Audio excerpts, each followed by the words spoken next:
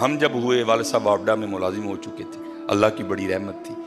اے جی میں نے یہ بھی لینا ہے، میں نے وہ بھی لینا ہے. پہلی بار نا 9th میں ایویں پتہ نہیں میں کتوں پڑھ لیا ڈون کارلس، بڑا نام ہوتا تھا، سروس کا برانڈ تھا یہ. میں نے ابو جی سے کہا جناب میں لینے دے بوٹ لینے ہی ہیں دینے، وہ لے گئے. مجھے یاد ہے 1800 یا 1900 کے بوٹ آئے. تو جب بوٹ لے کے دیے نا ابو نے، ابو جی کی آنکھوں میں آنسو آ گئے. تو باپ تھا، میرے بھی دل کو ہاتھ پڑا. میں ابو جی یہ کہندے ہوتے میں نہیں بوٹ لینا ہے، واپس کر دینے. نہیں کہتے بوٹ لینے سے مجھے کچھ نہیں ہو رہا. میں کیوں؟ کہتے یار مجھے اپنا بچپن یاد آ گیا. میں نے کہا کیوں؟ کہتے پتر تو نے تو آج 1800 کے بوٹ لیے نا. جب ہم انڈیا سے پاکستان مہاجر ہو کے آئے تھے نا، تو ہماری غربت کا یہ عالم تھا کہ سارا بچپن کبھی میں نے شلوار نہیں پہنی تھی. ماں قمیض اتنی لمبی سلوا کے دیتی تھی کہ ہم شلوار کا کام بھی قمیض سے لیا کرتے تھے. یہ تھا حضرت 14 اگست. ان کی روحیں بھی قبروں میں تڑپتی ہوگی جنہوں نے ہجرت کی تھی.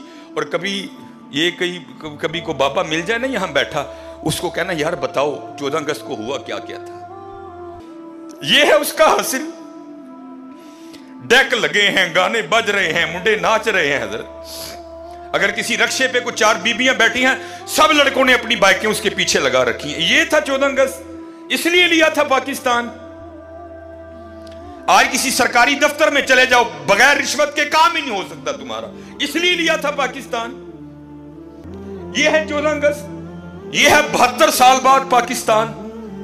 اور خدا کا واسطہ ہوش کرو. میں نے یہاں سے سیکھا کہ یہ ایک مہاجر کا یہ عالم ہے. پتہ نہیں لوگوں پر کیا کیا گزری ہوگی کہ غربت کا یہ عالم تھا. کہتے کبھی ہم نے اپنے بچپن میں شلوار نہیں پہنی تھی. تمہاری دادی قمیض اتنی لمبی سلوا کے دیتی تھی جس سے شلوار کا بھی کام چلتا تھا. ابو جی کہتے کبھی بچپن میں ہم نے پاؤں میں جوتی نہیں پہنی تھی. میرے ابو اور بڑے امیر تھے پیچھے کشمیر میں. ابو جی بتایا کرتے تھے جب ہم مہاجر ہو کے آئے اتنی غربت تھی کہ جب ہمارے گھر میں دال پکا کرتی تھی نا، تو میں مذاق کے طور پہ اپنی امی کو کہا کرتا تھا امی جی ان کو کچھا بھی تے دیو نا. انہوں نے کہنا کیوں؟ اے ہن میں دیش کی چھال مار کے تے دال دا دانہ کٹ کے لے آنا. اتنی غربت دیکھی ان لوگوں نے. کس لیے؟ ہمارا پاکستان. لیکن آج پاکستان کے جو حالات ہیں وہ سب آپ کے سامنے ہیں. اس لیے میرے دوستو یہ عمران خان نے ٹھیک نہیں کرنا. یہ نواز شریف کی ذمہ داری نہیں ہے، یہ آپ کی اور میری ذمہ داری ہے. یہ آپ کی اور میری ذمہ. چھوٹی چھوٹی باتوں کا دھیان رکھو.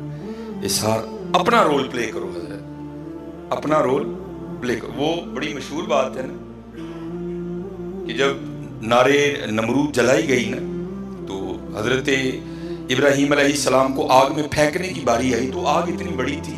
اب وہ سوچ میں پڑ گئے آگ میں پھینکے کیسے؟ آگ کی تو قریب جا ہی کوئی نہیں سکتا، اتنی بڑی ہم نے آگ جلا لی. کیونکہ شیطان مجسم ہو کر، میں مختصر سناؤں گا، اس نے آ کر نا غلیل منجنیک بنانے کی جو تکنیک ہے نا وہ اس نے نمرودیوں کو بتائی. منجنیک بناؤ، ابراہیم علیہ السلام کو بنا کے نا سٹو. تو لکھا ہے کہ جب وہ آگ جل رہی تھی نا تو چڑیا اپنی چونچ میں نا پانی لا کے نا نارے نمرود پر ڈال رہی تھی یہ آگ بجھ جائے. کسی سیانے نے پوچھا او چڑیا وہ اتنی بڑی آگ تو بجھالے گی؟ وہ دیکھ تو صحیح آگ کو، یہ جو تیرا ایک قطرہ ہے یہ کیا معنی رکھتا ہے اس آگ کے لیے؟ تجھ سے نہیں بجھے گی. تو مولانا روم فرماتے ہیں چڑیا کہتی ہے مجھے بھی پتہ ہے نہیں بجھے گی، لیکن کل بجھانے والوں میں نام تو ہوگا نا. ہاں حضرت خدا تو دیکھ رہا ہے کہ پاکستان کو لوٹنے والا کون ہے اور پاکستان کا خیر خواہ کون.